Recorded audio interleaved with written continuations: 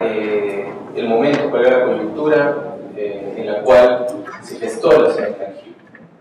Había una declaración en el año 1999 de zona intangible, luego sucede la masacre del año 2003 dentro de esta misma zona. Algunos investigadores, algunas personas preocupadas sobre este tema, nos unimos, entre ellos Miguel Ángel Caudevilla, Alexis Rivas, Mario Melo, Cedes. En esa época, mi persona estaba en situación de conciencia y fuimos a conformarnos como veeduría y a presionar hacia la delimitación efectiva de la zona intangible.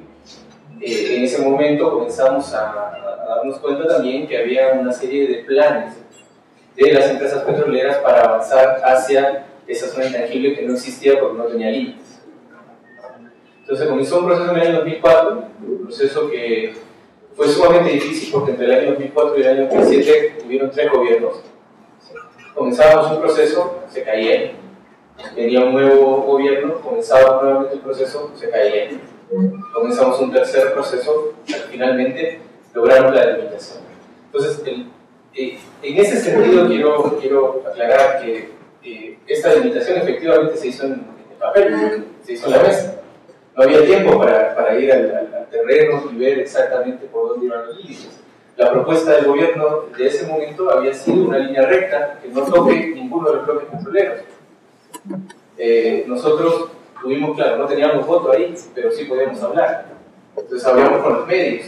Los medios nos publicaron ahí una crítica que nosotros hicimos a esa propuesta. Y finalmente eso surgió el efecto de presionar hacia que los límites sean por lo menos ríos.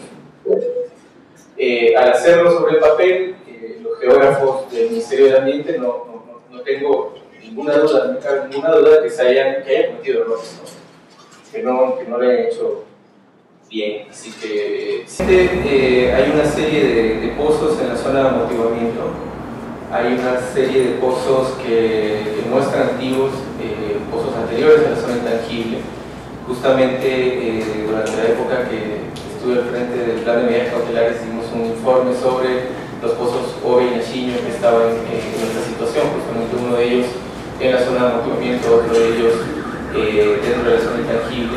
Creo que eso es muy importante porque en el futuro esos pozos, habiendo este antecedente, no se pueden tocar, ¿no? O sea, ya hay un antecedente de que hubo una prohibición de ingreso ahí en esa zona y por lo tanto hay una prohibición previa, ¿no? Así que eso va a ser mucho más difícil que se puedan abrir en un futuro.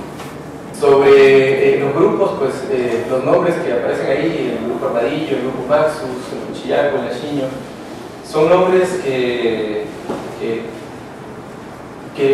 les puse yo, se me ocurrieron a mí. ¿Por qué? Porque la idea era llamar la atención sobre que estos grupos estaban justamente en concesiones, en lugares que iban a ser concesionados a petroleros.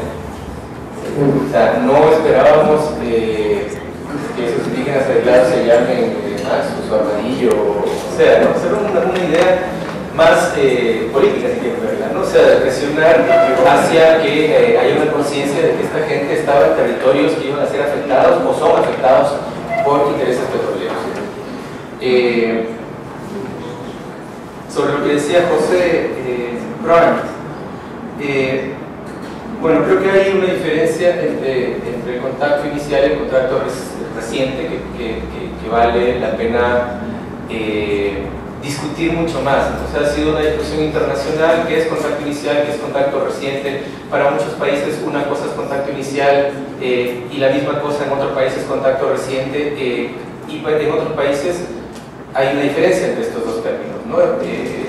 Aquí hemos utilizado normalmente como contacto reciente esos primeros momentos de contacto, perdón, como contacto inicial esos primeros momentos de contacto, y como contacto reciente un periodo prudencial de tiempo que probablemente son varias décadas, en el que los indígenas de alguna forma se forman una relación con la sociedad mayoritaria actualmente. En ese sentido también quiero hablar sobre el tema de los indígenas, del territorio de los indígenas aislados. Creo que lo tenemos bastante difícil desde el punto de vista que no sabemos quiénes son primero. Entonces, ¿cómo podemos tener un territorio de indígenas que no sabemos quiénes son, ¿no? ¿Quiénes son los Tagaeris? Lo sabemos. ¿Quiénes son los Tarahumeenari? No lo sabemos, porque Tarahumeenari es un nombre que le da los guaraní a ellos. Y dentro de esos Tarahumeenari hay muchos pueblos, muchas familias, con mayor o menor relación entre ellos, que se van a reconocer con un montón de nombres diferentes, ¿no? Conocemos a la Huñitairi, por ejemplo, sabemos que existe la Huñitairi, y así existirán otras muchas familias, otros muchos pueblos que se reconozcan de manera diferente y que establezcan vínculos de parentesco con los guaraní de manera diferente, más cercanos o más lejanos. Por lo tanto, estoy de acuerdo en que debería haber quizás un territorio sí comunitario, común, guaraní, tagaeri, tarahumeenari o los que sean. En eso sí, pero un territorio de indígenas aislados, definitivamente no. Creo que en la época de la zona intangible eso tampoco se podía establecer. O sea, la zona intangible nace como un punto de partida de protección, porque había intereses petroleros allá adentro y había que ponerles un límite a las empresas petroleras. O sea, no es un territorio para que los indígenas aislados se queden adentro. No es el territorio de los indígenas aislados, es el territorio, y lo dice la declaración, de hecho, es el territorio que está vedado a perpetuidad a intereses extractivos. Tal cual.